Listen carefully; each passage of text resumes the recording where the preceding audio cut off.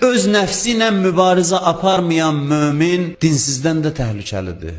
Nəticədə birdən-birə yox. İstəyirsənsə axırın xeyir olsun, gərək biləsən çətin yol gedirsən, bu yolun çətinliyi nəfslə mübarizədir. Hər an nəfslə mübarizə aparıb yorulmayasan, heç yerdə deməyəsən qutardı, yox qutarmayacaq. Axıra qədər mübarizə var. Dilləri cüzəni paizdə sayarlar.